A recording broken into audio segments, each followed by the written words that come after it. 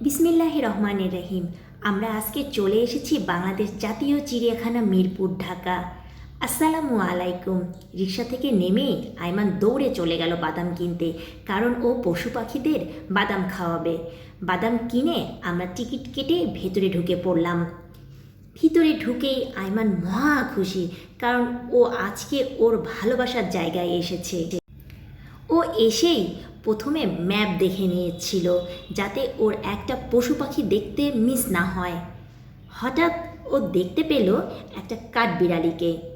ও কাঠবিড়ালির পিছে পিছে দৌড়াচ্ছিল, আমিও ওর পিছে পিছে দৌড়াচ্ছিলাম।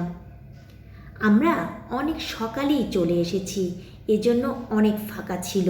আইমান বলেছিল আমি অনেক সময় ঘুরব, তাই আমাদের তাড়াতাড়ি আসা। এখন আমরা পাখির খাঁচার সামনে। ভিডিওতে ঠিকমতো দেখা যাচ্ছে না, কারণ পাখির খাঁচাগুলো অনেক ঘন করে দেওয়া ছিল, এই জন্য পাখির শব্দটা শোনা যাচ্ছে না। আমি মুগ্ধ হয়ে পাখির সব কিচিরমিচির শব্দ শুনছিলাম। যেহেতু আমি পরে ভয়েস ওভার দিচ্ছি, এজন্য আপনাদেরকে পাখির কিচিরমিচির শব্দ শোনাতে পারিনি। এই তো চলে আসলাম জলহস্তির সামনে।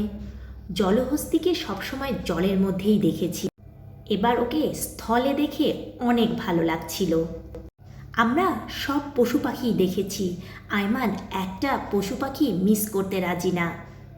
ও প্রতিটি পশু পাখি দুইবার করে দেখতে চাচ্ছিল। ওর পশু পাখির প্রতি অন্যরকম একটা ভালোবাসা।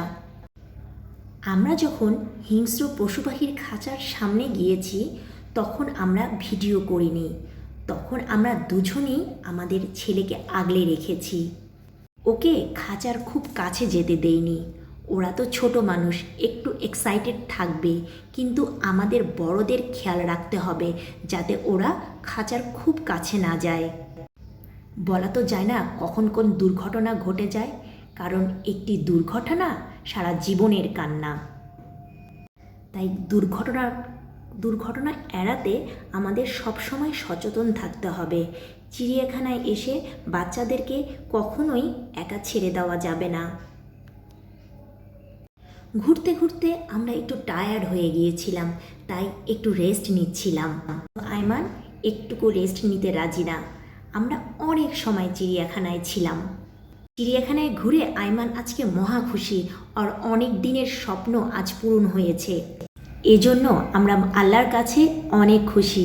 আলহামদুলিল্লাহ, আল্লাহ আমাদের বাচ্চার ইচ্ছা পূরণ করেছে। আজকের মতন এখানেই শেষ করছি।